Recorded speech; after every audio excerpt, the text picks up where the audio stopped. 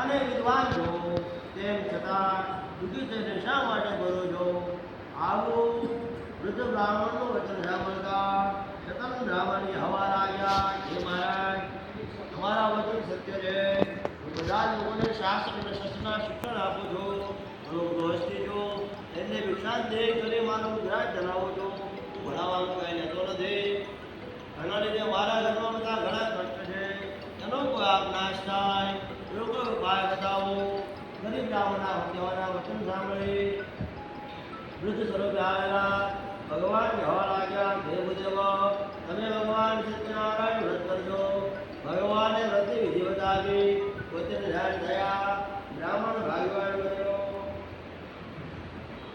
અને સુખીથી હવા લાગ્યા, હે મહર્ષિઓ, હે બ્રહ્મર્ષિઓ, ભગવાનના દર્શન માત્ર જેનું કલ્યાણ થયું. તેમાં ભગવાન નારાયણને ઓળખી શક્યો નહીં. અને ભગવાનના દર્શન માત્રથી આધિ વ્યાધિ ઉપાધિનો નાશ થયો. રાત્રે વિચાર કરવા લાગ્યો. પહેલા બધું કહ્યું, ભગવાન સત્યનારાયણ વ્રત કાર્ય કરી આજ રાત હું ગાવી રહ્યા.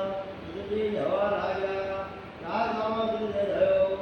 એક બ્રાહ્મણે નક્કી કર્યું કે આજે ભગવાન સત્યનારાયણનું મહાપૂજન કરીશ. સગા સંબંધી કૃષ્ણ બોલાવી, બ્રાહ્મણોને બોલાવી ભાવથી ભગવાનનું આમંત્રણ આપ્યું કે સાંજે ભગવાન સત્યનારાયણની પૂજામાં મહાપ્રસાદવાન ભોજન લેવા પધારજો. સુધી હવા લાગ્યા, કે મહર્ષિઓ, હે બ્રહ્મર્ષિઓ, બ્રાહ્મણને આમંત્રણ આવ્યા પછી ચિંતા થવા લાગી. ઘરમાં દુઃખ પ્રકારનું ધન નથી. એ રીતે ભગવાનની પૂજાને ભોજન થશે. ચિંતા થવાથી આ તો હરિસ્મરણ તરીકે આશ્રમમાં ચાલતો થયો. સુધી હવા લાગ્યા, હે મહર્ષિઓ, એની પર ભગવાન નારાયણની કૃપા છે.